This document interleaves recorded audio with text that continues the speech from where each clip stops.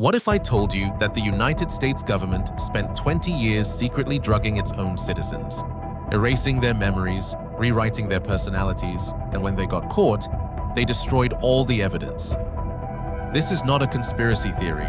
This is a declassified government program, codename MKUltra. And what they discovered about the human brain during those 20 years changed psychology, warfare, and surveillance forever. This is the full story, and some of it has never been told. The year is 1950. The Cold War is accelerating, and American intelligence has a problem. Soviet and Chinese interrogators are somehow getting prisoners of war to confess to things they never did, publicly, convincingly, voluntarily.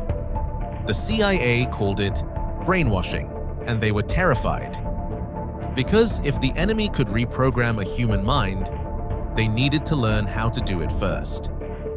In 1953, CIA Director Allen Dulles gave the green light to a secret program. He handed it to a chemist named Sidney Gottlieb, a man who would become known as the CIA's real-life Dr. Frankenstein. The mission was simple: find a way to control the human mind, make people tell the truth, make people forget, make people do things they never would choose to do. The budget, unlimited.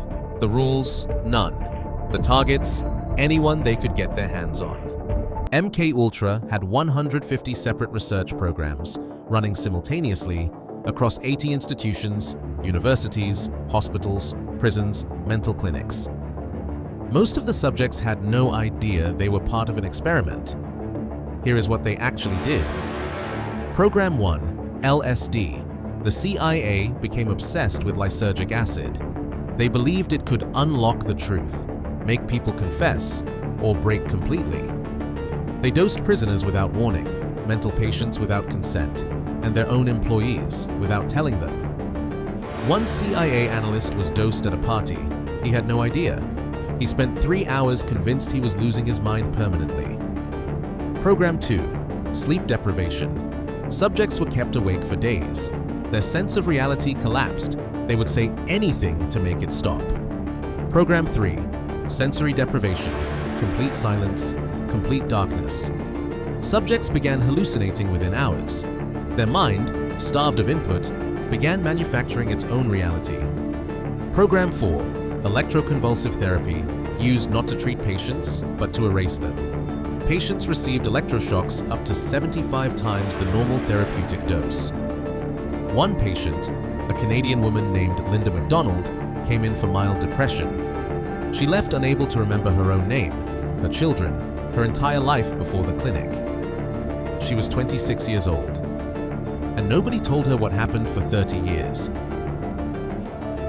But the most disturbing story from MKUltra is the one the government tried hardest to bury. Frank Olson was a scientist, a mild-mannered army biochemist who worked for the CIA on chemical weapons. In November 1953, at a work retreat, a colleague slipped LSD into his drink without telling him. This was standard MKUltra procedure. Within days, Frank Olson began unraveling. He told his wife he had made a terrible mistake. He wanted to quit.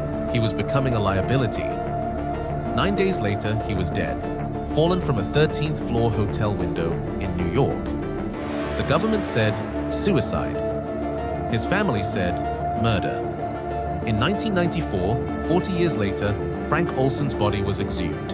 Forensic evidence showed blunt force trauma to the skull before the fall. Someone had knocked him out and thrown him through the window.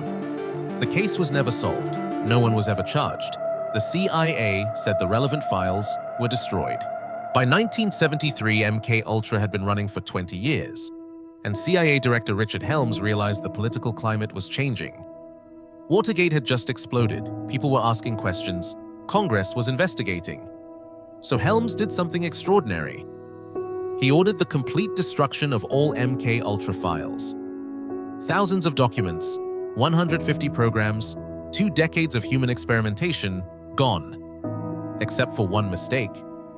A small batch of files had been misfiled, sent to a record storage facility outside CIA headquarters. They were missed in the purge. In 1977, a Freedom of Information request uncovered 20,000 documents. It was enough to blow everything open. Senate hearings began immediately. The director sat before Congress and confirmed what the documents showed. The CIA had secretly dosed American citizens with powerful drugs, without consent.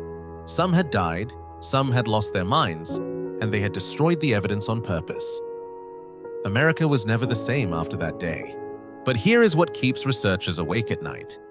The files that were recovered in 1977 were the ones they failed to destroy, which means the files they successfully destroyed, the majority of MKUltra documentation, we will never know what was in them. We know MKUltra had 150 subprograms. The surviving documents cover roughly 20%. What was in the other 80%? We know experiments happened in foreign countries. We know some involved children. We know some programs were handed to private contractors with no government oversight. Some researchers believe the most extreme experiments never made it into any files at all. And here is the uncomfortable truth. Every technique pioneered in MKUltra, sleep deprivation, sensory isolation, pharmacological manipulation, appeared in US military interrogation manuals used in the 2000s. They didn't stop, they just stopped writing it down. MKUltra officially ended in 1973. The scientists were never prosecuted. Sidney Gottlieb, the man who ran it all, retired quietly, grew vegetables on a farm in Virginia, died in 1999. The victims received no justice, most received no explanation. And the question that started it all, can the human mind be controlled, was never officially answered. But the research that came out of MKUltra shapes psychology, advertising, social media design, and interrogation to this day. You interact with its findings every time you open your phone, which is a strange thought to sit with, isn't it?